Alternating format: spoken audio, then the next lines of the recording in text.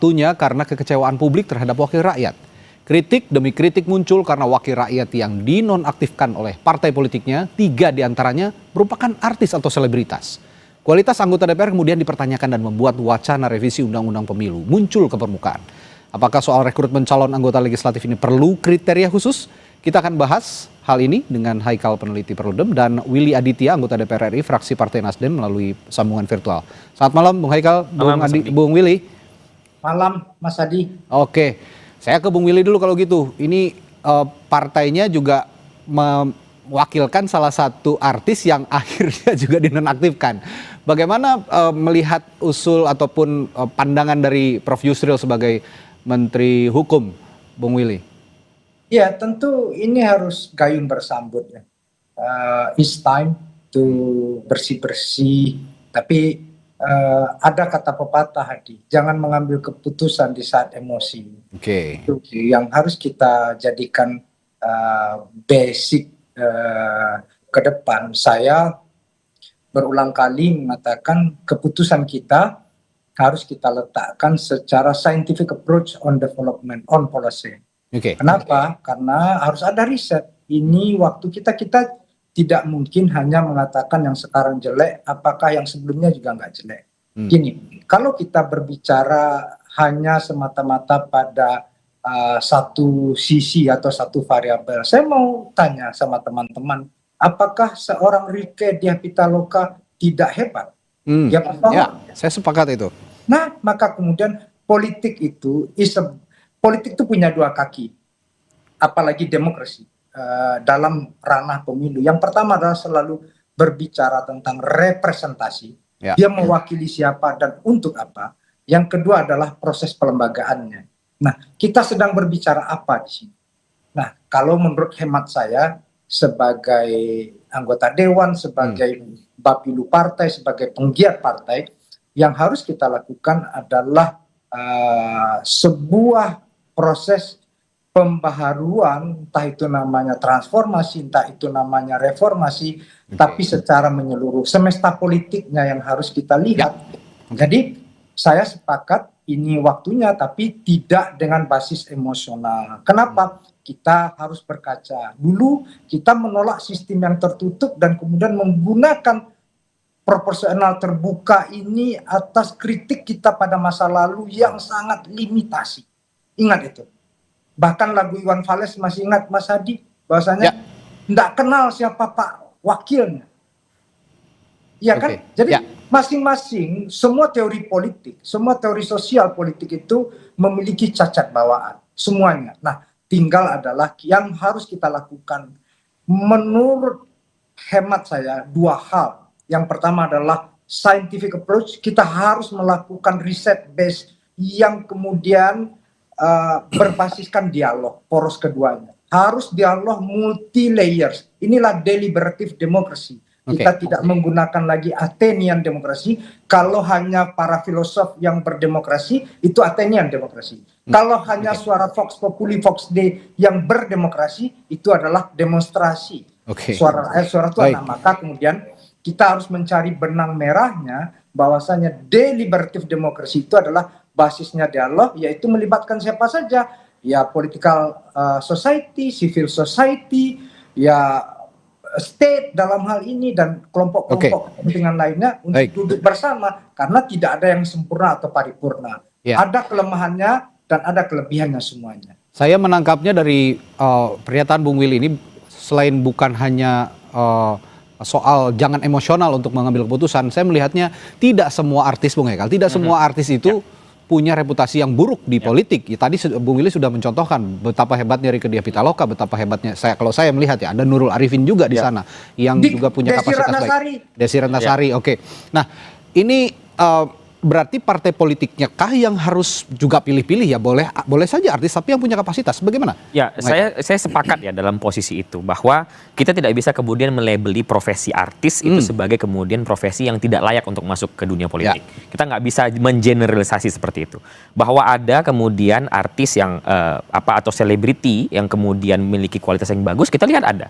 Namun ada juga kemudian yang mungkin ya kualitasnya tidak baik atau kemudian tidak memahami prosesnya, ya ada juga gitu. Artinya apa? peran partai politik lah di sini yang harus kuat. Bagaimana kemudian mencari kader itu tidak hanya sebatas popularitas semata, tidak hanya sebatas untuk memenangkan kontestasi kandidasi saja, namun kemudian harus memikirkan bagaimana ini akan bekerja nantinya. Oknum-oknum atau orang-orang ini yang sudah dipilih oleh partai politik untuk mewakili partai politik di dalam kontestasi pemilu, itu kan harus dilihat bagaimana kemudian track recordnya, kualitas dan sebagainya.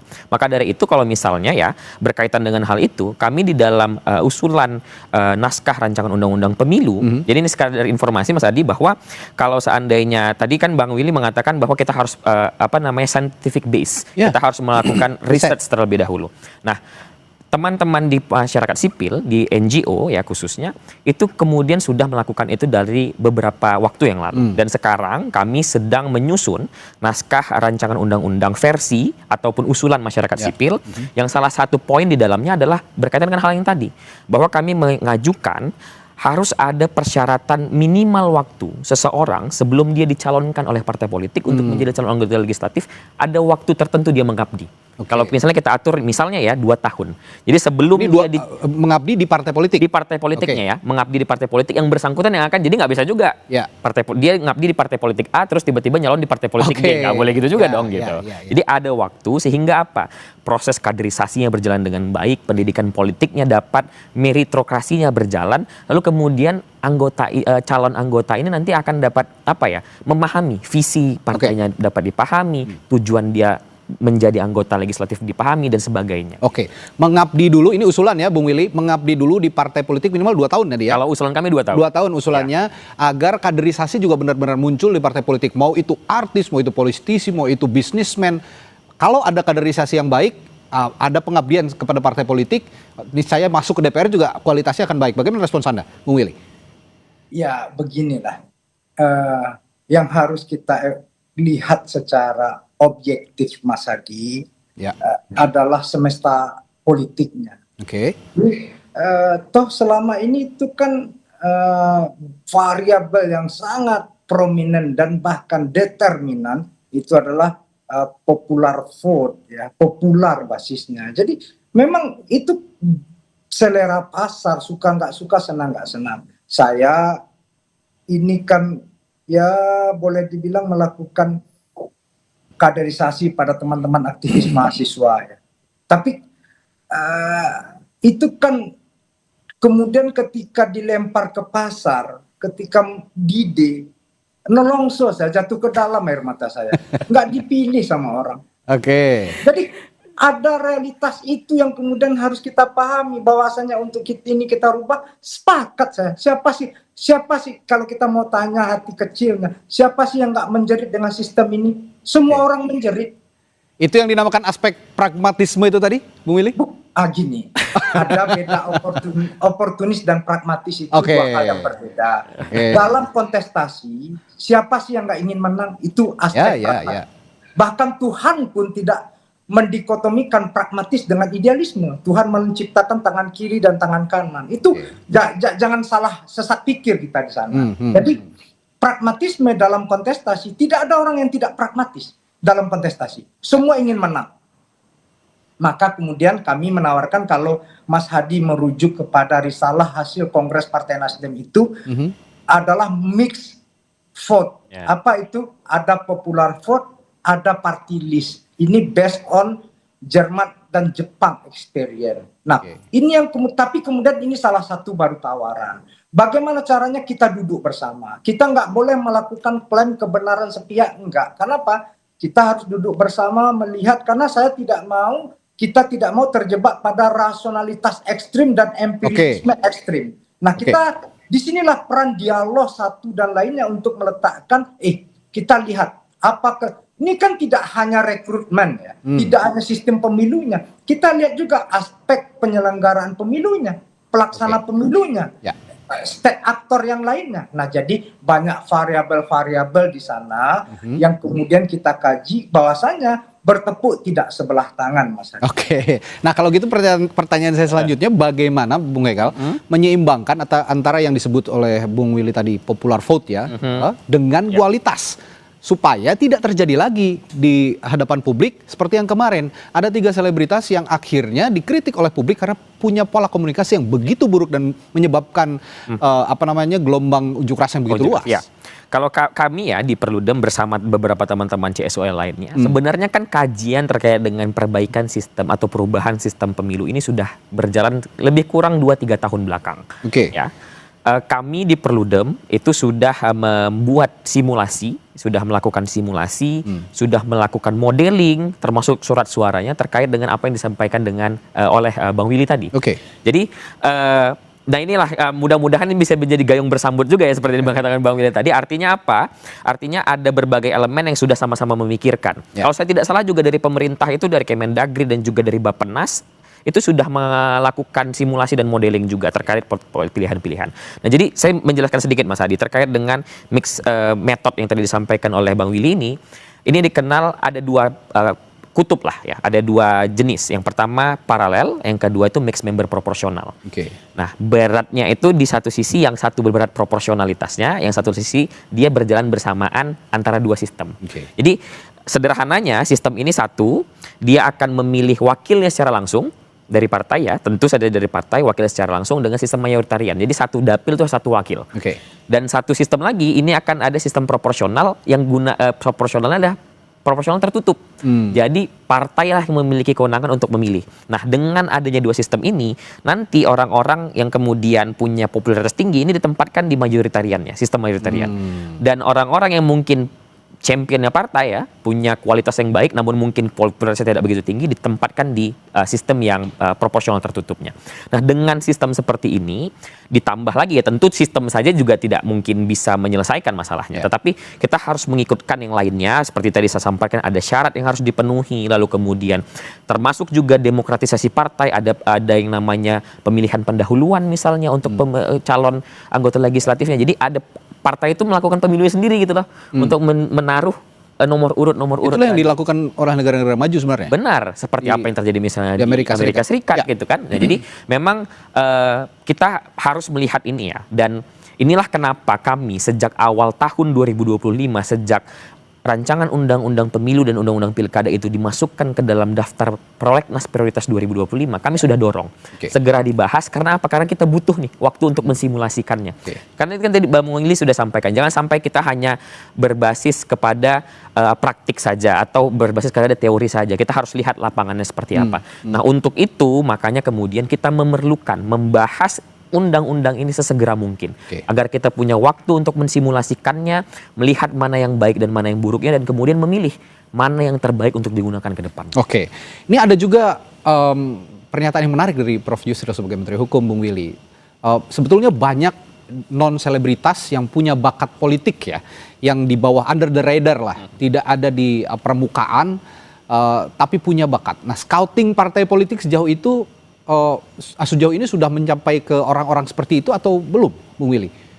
Ya, gini, apa yang dikatakan Prof. Yusril benar, dalam kandidasi semuanya kan kita majukan, tapi jangan kita ujuk-ujuk amnesia, Mas Adi. 2009 itu ketika Pak Mahfud MD jadi ketua MK, dia menggugurkan sebuah tawaran kompromistis dari DPR waktu itu, yaitu 35% BPP. Waktu itu masih hitungannya BPP, bukan Sanlak murni seperti sekarang. Itu dibatalkan. Jadi bahwasanya ada proses, ini kan bukan kali pertama ya untuk kemudian eksperimentasi sistem pemilu yang ya kalau boleh kita bilang quote unquote banal, brutal seperti ini ya. Kalau kita mau benar-benar open mind, jujur, objektif, ini kan banal, brutal gitu. Saya secara kepartaian bikin 2 pasca pemilu itu, bikin riset tulisan yang saya publis di dalam saat kongres, yang kemudian bikin dokumentasi filmnya. Bagaimana brutalitas itu saya dokumentasikan semuanya. Bagaimana banalitas itu saya capture dan kemudian dilakukan sebagai sebuah temuan yang ilmiah. Karena apa? Karena kita tidak ingin terjerembab dalam brutalitas dan banalitas seperti ini. Inilah pembelajarannya. Nah, sekarang apa yang ditandaskan oleh Prof. Yusril, orang baik banyak. Tapi kalau orang baik bukan hanya orang baik, ya. Orang berintegritas banyak. Tapi poinnya itu adalah ketika semestanya adalah free fight dan market base, maka kemudian dia kembali ke sana. Maka kemudian ya ini tidak hanya cukup dengan afirmasi. Oke, Tapi yang dibilang Haikal tadi, sistemnya akan seperti apa? Ya, tapi kalau memang bicaranya free fight, kalau kita punya sistem pemilu yang sudah dimodifikasi seperti yang dikatakan oleh Bung Haikal, mungkin free fight itu juga bisa diredusir dengan dimasukkannya atau berkompetisinya orang-orang berkualitas di dalam itu. Saya akan minta tanggapan kepada Bung Willy sebentar. Bung Willy, tahan dulu, nanti akan saya tanyakan sesaat lagi di Sapa Indonesia Malam. Tetaplah bersama kami.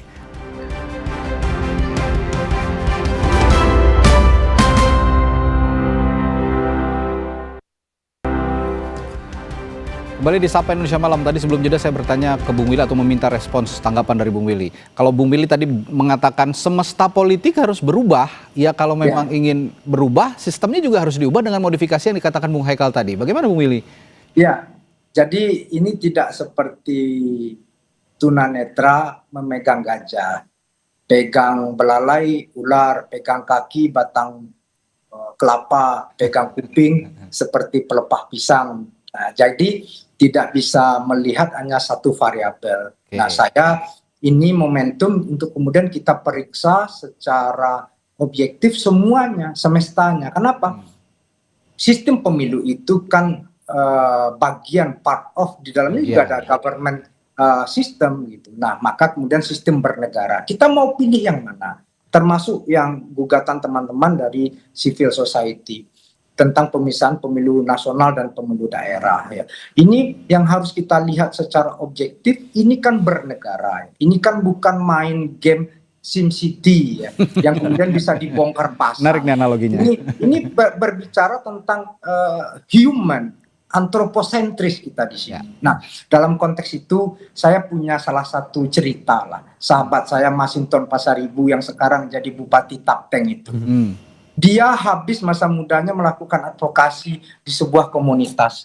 Nah, lalu kemudian orang sakit dia urus, orang mati dia urus, orang sekolah dia antar. Tapi ketika hari H, apakah orang pilih dia? Belum tentu. Nah, di sini kita memeriksa tentang patahnya representasi kita. Bagaimana liberal demokrasi itu jantungnya adalah kapital. Di semua negara liberal demokrasi. Nah, tapi di kita apesnya sudah berbiaya mahal, instrumennya money politik lagi. Nah, ini sudah jatuh tertiban tangga, diludahin gitu kan. Nggak enaknya minta ampun. Gitu kan? Nah, jadi kita harus periksa ini.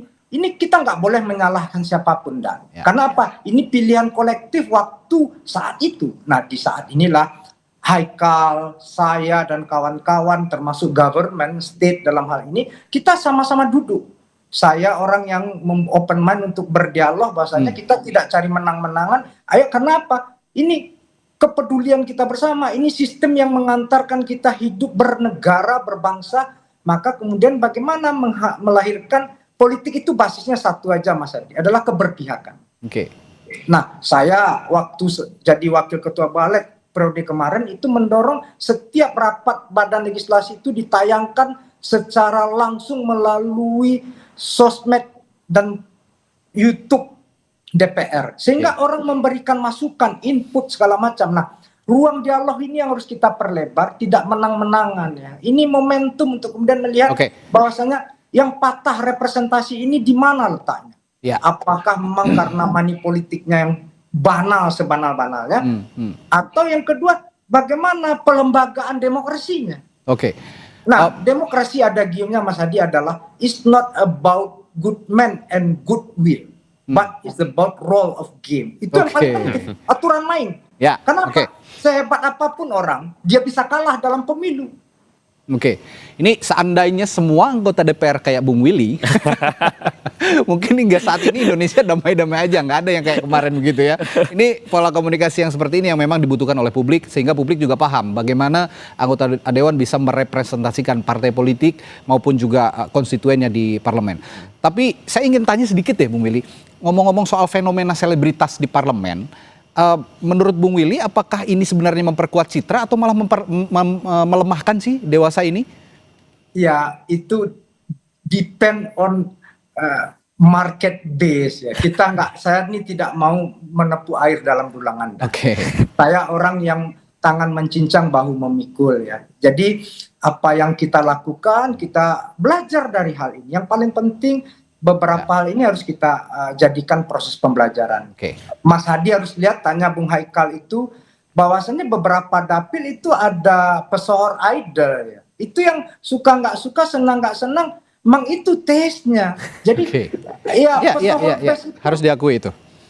Itu benar-benar apa ya? Ya kita aja kita nih ibarat lari pakai mobil Innova, dia sudah pakai Ferrari, gimana komentarnya itu ya, kayak gitu. Nah, jadi kita tidak boleh terjebak pada ekstremitas yang Haikal ingatkan tadi. Ini kita ingat Ronald Reagan ya, dia seorang pesohor ya, tapi dia menjadi presiden yang mengakhiri perang dingin.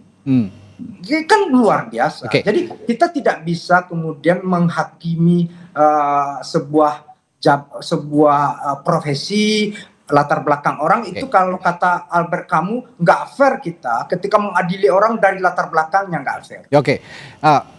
Kalau gitu saya tetap melihat ini sebenarnya peran partai politik dalam membidik atau scouting ya kader-kader, termasuk para artis, para selebritas, siapapun itu. Nah, ibarat bermain bola, kalau scouting itu pelatih kan harus bisa melihat bibit-bibit pemain yang bisa direkrut gitu ya untuk bermain. Nah, ini kalau begitu, kalau melihat peran scouting tadi, apakah cukup sistem undang-undang pemilunya saja yang diubah atau bisa merambah, harusnya di undang-undang partai politiknya juga yang harus diperbaiki? Itu yang saya sampaikan tadi, Mas Hadi, bahwa perlu ada demokratisasi di dalam internal partai. Salah satunya misalnya saya contohkan tadi adalah dengan menggunakan sistem preliminary election atau yang disebut dengan pemilu pendahuluan di dalam internal partai, untuk mencari mana kader-kader terbaik, mana kader-kader yang kemudian memiliki kualitas, yang kemudian juga dalam satu sisi untuk melihat apakah dia disenangi oleh publik atau tidak. Dan pertanyaan Mas Hadi tadi benar, bahwa aspeknya tidak hanya sebatas undang-undang RUU Pemilu saja, tapi juga kepada undang-undang partai politik. Karena ada banyak hal yang kemudian harus kita perbaiki di dalam internal partai politik untuk kemudian bisa menjadi lebih demokratis dan segala macamnya. Jadi memang banyak aspek lah yang harus kita bicarakan di dalam hal ini. Termasuk juga misalnya berkaitan dengan bagaimana kita mengubah pola pikir pemilih kita untuk kemudian tidak hanya sebatas pragmatisme dalam memilih itu hanya sebatas ini aja. Melihat ini yang memberikan uang, atau kemudian ini yang terkenal gitu. Nah, ini juga kan sebenarnya kenapa kemudian misalnya dalam konteks yang lain teman-teman Perludem mengusulkan untuk satu, merubah sistem pemilu, dan kemudian merubah desain keserentakan. Karena kalau dengan desain yang sekarang, dengan pemilu 5 kotak, itu partai politik kalau saya tidak salah di angka 20-an ribu sekian, harus mencari kader di satu waktu yang sama. Gitu ya. Nah, kalau seandainya ini bisa diubah, kalau sesuai dengan putusan MK misalnya dengan jarak 2 tahun, ini akan memberikan insentif lah, walaupun mungkin tidak sebesar yang kita bayangkan, tapi ada sedikit insentif partai politik ini bisa untuk kemudian lebih lega, lebih bernafas untuk kemudian melakukan kaderisasi, termasuk scouting yang tadi disampaikan. Nah, kalau begitu melihat kondisi saat ini dan pernyataan atau usulan dari Prof. Yusril tadi, sejauh mana sih sebenarnya usulan ini bisa terrealisasi sekarang di keadaan seperti saat ini? Nah, ini tergantung sekali dengan political will dari partai yang ada di parlemen dan juga presiden. Kenapa? Karena bagaimanapun pembentuk undang-undang itu kan antara DPR dan juga presiden ya. Artinya apa? Proses kesepakatan politik, proses lobby politik yang terjadi dalam itulah yang kemudian akan menentukan. Kami di luar CSO dalam posisi ini kemudian memberikan masukan. Kenapa kemudian kami memilih untuk lebih dulu menyelesaikan naskah rancangan undang-undang dan juga naskah akademik usulan kami, karena kami ingin ini adalah bahan dialog yang akan dibawa ke pembentuk undang-undang. Artinya apa yang disampaikan Bang Willy tadi bahwa ini akan menjadi dialog, ini yang kemudian kami usahakan. Bagaimana kemudian kami menyerap apa yang disampaikan masyarakat, kami juga melakukan riset, kajian untuk kemudian menyampaikan ini loh, kami punya riset, kami punya usulan. kami punya permintaan sebagai masyarakat, ayo kita diskusikan, Oke. ayo kita dialogkan, mana yang akan kita pilih. Kalau gitu terakhir ke Bung Willy, suasana kebatinan di parlemen bagaimana kalau begitu menanggapi usulan dari Prof. Yusril tadi, termasuk Anda juga kan di Komisi 13 ya, ini bermitra dengan Prof. Yusril sebenarnya membahas soal regulasi hukum begitu. Bagaimana? Ya, beda itu nanti prosesnya di Komisi 2 tentang Oke. Undang-Undang Pemilu. Memang Prof. Yusril, kalau Menko nggak ada mitranya, yang ada Kementerian Teknis dan Ya. Sektor. Nah itu, tapi yang ingin saya tandaskan Bung Hadi adalah satu, bahwasanya kalau menurut hemat saya, it's time untuk kemudian dialog untuk belanja masalah dan riset. Saya pernah mengusulkan kedua institusi mahasiswa, yang pertama ILMISPI, organisasi Himpunan Mahasiswa Fisik Indonesia, yang kedua ISMAHI, untuk kemudian apa? Setahun ini isi dari skripsi mereka itu tentang sistem politik kita. Di dalamnya ada pemilu, ada partai politik, ada representasi.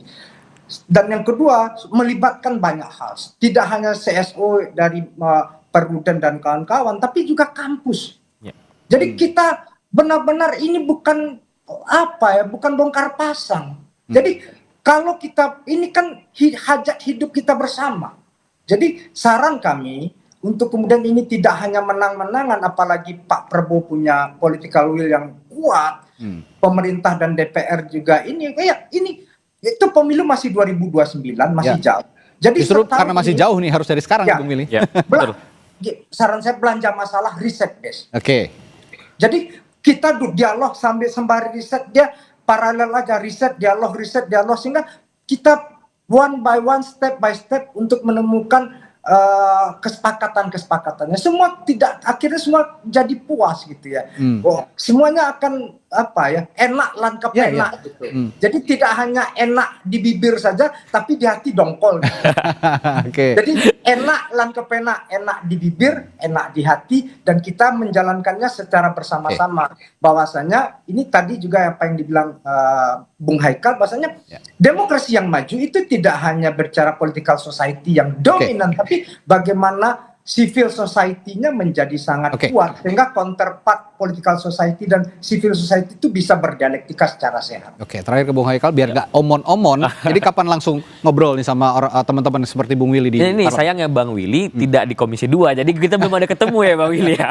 Jadi kita berharap ya memang kami melakukan terus berkomunikasi ya dengan Balek, dengan Komisi 2, termasuk juga dengan Kemendagri. Kita berharap ini segera ditunaikan lah. Karena kan dari kemarin kita mengatakan bahwa kita mendengar ya dari internal DPR sendiri, bahkan dari Komisi 2 ataupun Balek, ini masih menunggu bagaimana kemudian ini akan dibicarakan, model cara pembicaraan ini akan seperti apa dan sebagainya. Nah ini yang kita harapkan segeralah dimulai. Kita sudah di bulan ke-9 di tahun 2025. Prolegnas prioritas itu sudah disusun di awal tahun. Artinya ada sekian bulan kita itu belum memulai sama sekali untuk membahas ini secara secara formal di dalam proses pembentukan undang-undang. Meskipun ada dialog di luar, tapi kan belum secara formal. Maka dari itu penting rasanya untuk secepat mungkin kemudian ini dibahas dan juga diproses di dalam proses pembentukan undang-undang. Dan kami dari masyarakat sipil kami selalu siap untuk berdialog, dan kami sudah menyiapkan yang menjadi kebutuhan untuk dialog itu. Oke, mumpung pemilu juga masih lama. Benar sekali. Ini harus dari sekarang jadi dibahas. jangan mepet-mepet Jangan lagi mepet-mepet. gitu. Nanti kan kalau mepet-mepet alasannya nggak keburu lagi membahas poin-poin yang penting itu tadi. Dan ini momentum karena memang di sisi lain ada tuntutan 17+8 ini yang memang bisa mereformasi semua lini begitu, termasuk tadi kalau kata bahasanya Bung Willy semesta politiknya yang harus diubah. Baik, terima kasih Bung Willy Aditya telah bergabung berdiskusi bersama kami di Sapa Indonesia Malam, dan juga Bung Haikal di studio. Sampai jumpa lagi, sehat selalu. Saudara, Sapa Indonesia Malam masih akan kembali dengan